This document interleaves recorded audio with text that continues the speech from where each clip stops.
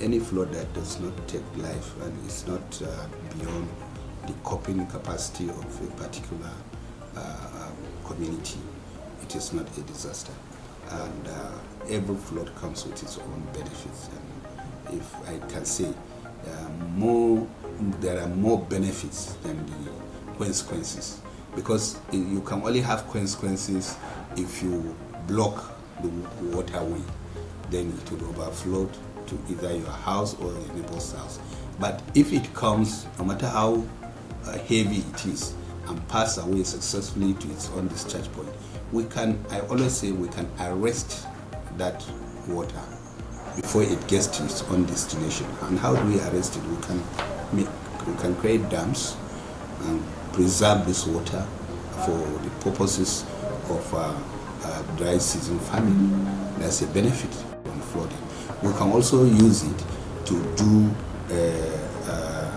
tourism, like what we have. And I said I also always call for the extension of Jabi Lake to go around the city, entire city, for tourist attraction. And we can use it for different kinds. We can use it for electricity generation, turbines to ensure that we have electricity. So all these are benefits that we cannot. If we are going to buy diesel, if we are going to buy gas, how much are you going to spend? But this is free water coming. All we need to do is to prepare for it, get a place that we can preserve it, and then arrest the water and divert it to that point and close it. That is all.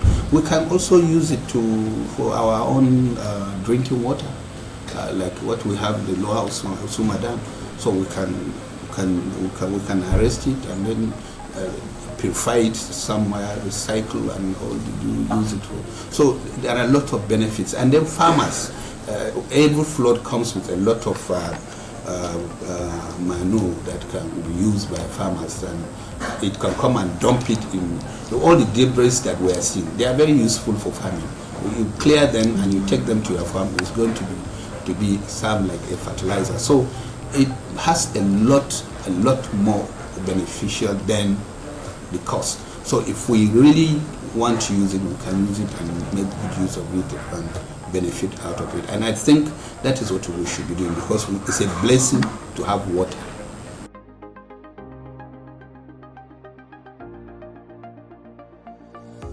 The role of citizens is that simple. When you are building, build properly. Build based on the approval given to you, and build on the piece of land that is approved. That building is approved for. Don't try to extend by 1 feet to get to the flood-prone areas or to get to the river side. And what we always say, you allow the maybe 20 to 25. It depends on the hydrology level of where you are building. In some cases, you will have to allow maybe 50 to 70 meters, not only 20 meters.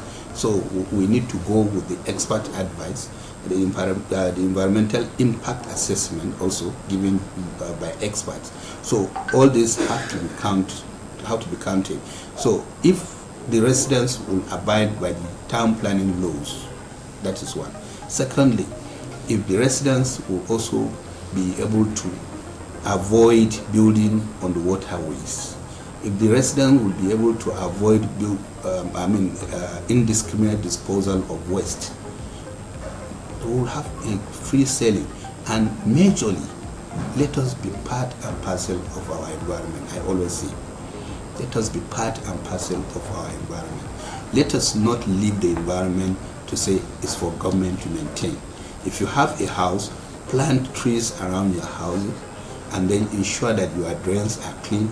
If everybody would take that responsibility, house 1 has cleaned up, house 2 has cleaned up, house 3 has cleaned up, and house 1 has disposed properly in his own waste, house 3, house 2, 3, 4. On the street, the whole street, everybody has taken his own responsibility. You won't know when the water will come and pass. So this is my message to the residents of the FCT. By the time they did that, they have made a lot of contribution, and they have saved a lot of lives and property from being wasted in the FCT. And that is exactly what we are calling everybody to own up to the environment, be a major or strategic stakeholder in your own environment, and ensure that nobody, when we say nobody, don't allow your neighbor to come and violate the environmental laws, so that at the end of the day you will not be affected.